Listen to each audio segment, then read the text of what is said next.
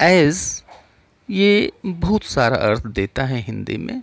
जैसे ये अर्थ देता है उतना, जितना, या फिर जैसा कि, या फिर चूँकि, या फिर जब के दौरान, या फिर के रूप में, या फिर होने के नाते, या फिर ये अर्थ देता है जैसे जैसे, वैसे वैसे, या फिर ये अर्थ भी यह भी देगा वैसे, जैसा, जैसे, या फिर वैसा।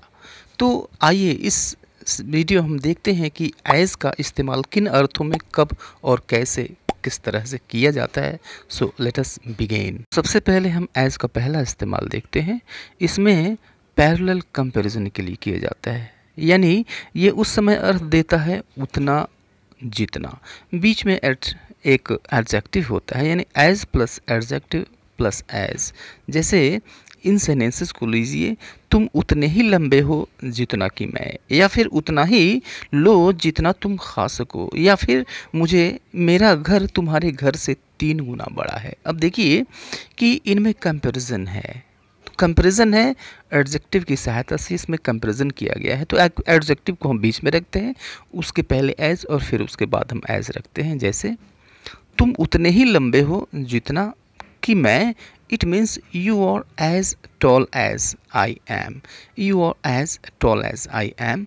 तो अब देखिए लंबा यह एडजेक्टिव है, इस एडजेक्टिव के ठीक पहले एक एज आया और फिर दूसरा एज इसके ठीक बाद आया। उसी तरह से उतना ही लो जितना तुम खा सको। तो अब इसको हम इंग्लिश में कहेंगे take as much as you can eat, take as much as you can eat, यानी तुम उतना ही लो जितना खा सको। तो मच के ठीक पहले एज आया और मच के ठीक बाद एज आया, मच एडजेक्टिव है। अब देखिए एक और सेंटेंस लीजिए, मेरा घर तुम्हारे घर से 3 गुना बड़ा है। अगर इस तरह की बात कहनी हो तो हम एज एडजेक्टिव एज का इस्तेमाल करते हैं। तो देखिए कैसे इसको हम कहेंगे। तो my house is thrice as big as yours, my house is thrice as big as yours, यानी मेरा घर तुम्हारे घर से 3 गुना बड़ा है। तो बड़ा को हमने एज के बीच में रखा और यहाँ पर देखिए योर्स लगाया गया। यहाँ पर भूल के भी योर मत लिखिए, क्योंकि घर की तुलना हो रही है। योर मीन्स तुम्हारे, यानी ये तुम स्वयं हो जाओगे, तुम स्वयं से तुलना नहीं हो रही है। योर्स का मतलब तुम्हारा घर।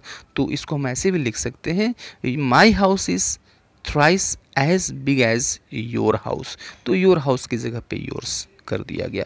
दूसरा यूज़ है, दूसरा अर्थ इसका होता है जैसा कि या फिर चूँकि।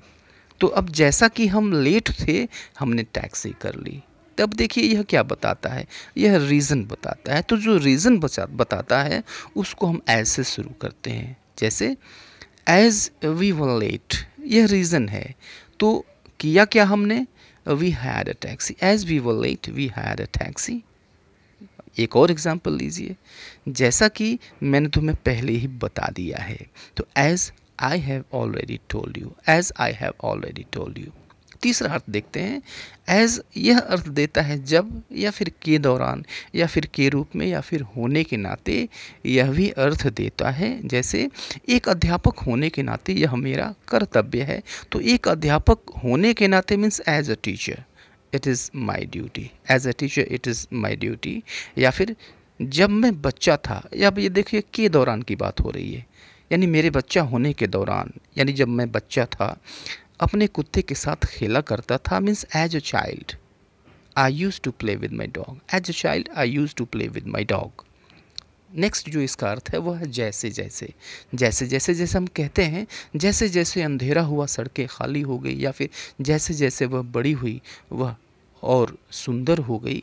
तो जैसे जैसे अंधेरा हुआ सड़कें खाली हो गई means as darkness felled, sorry, as darkness fell roads got deserted, as darkness fell road got deserted. तो गॉट डेजर्टेड मीन्स खाली हो गई, इंसानों से रहित हो गई।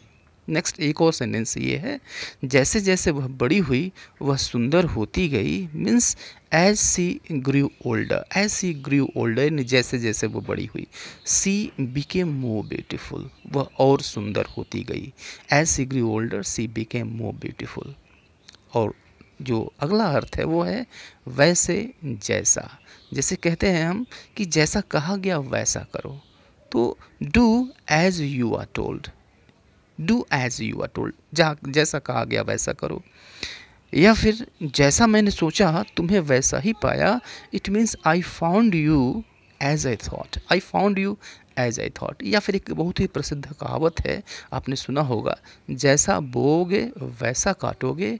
It means as you sow so shall you reap, as you sow so shall you reap. और ये 2 सेंटेंसेस आपके लिए translated, come in the comment box. See you later in the next video.